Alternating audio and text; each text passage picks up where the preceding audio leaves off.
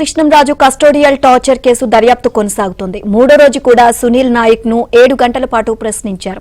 SP Damodar ఆధ్వర్యంలో విచారణ జరుగుతోంది. రేపు కూడా విచారణకు రావాలని ఆదేశించారు.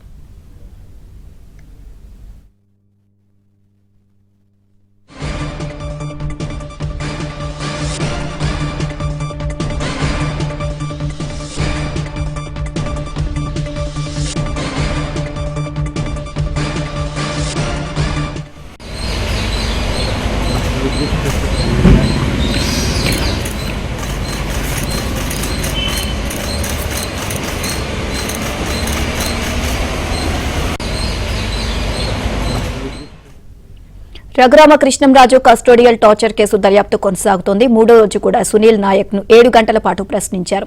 ఎస్పీ దామోదర్ ఆధ్వర్యంలో విచారణ జరుగుతోంది. రేపు కూడా విచారణకు రావాలని ఆదేశించారు.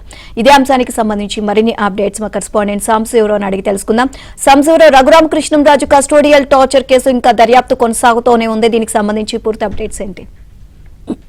రఘురామకృష్ణంరాజు కస్టోడియల్ టార్చర్ కేసుకు సంబంధించి ఐపీఎస్ సునీల్ నాయక్ విచారణ మూడో రోజు ముగిసింది. ఈ మూడో రోజు కూడా 7 గంటల పాటు ఎస్పీ దామోదర్ ఐపీఎస్ సునీల్ నాయక్ ను విచారణ జరిపించారు.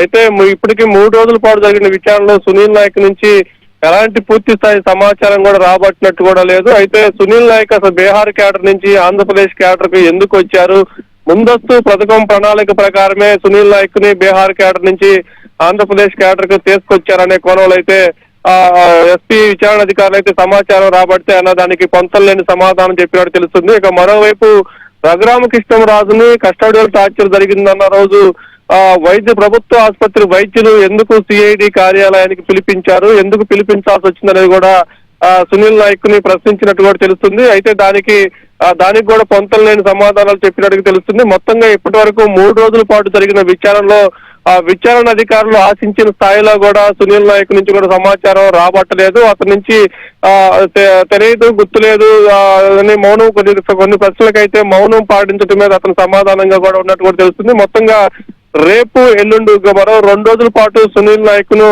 విచారించేందుకు కూడా కోర్టు అనుమతి ఇచ్చిన నేపథ్యంలో మరో 2 రోజుల పాటు విచారణలో అయినా ఈ విచారణ అధికారులు ఏదైతే సమాచారం రాబట్టాలనుకున్నారో ఆ సమాచారం రాబట్టేందుకు పోలీసులు అయితే ఇప్పటికే సిద్ధమవుతున్నారు. మరి రేపు ఎల్లుండి 2 రోజుల పాటు జరిగే విచారణలో సునీల్ నాయక్ ఏమైనా నోరిప్పుతారా, మరేదైనా సమాచారం చెప్తారని కూడా వేచి చూడాల్సిన పరిస్థితి అయితే ఉంది. నీలిమ.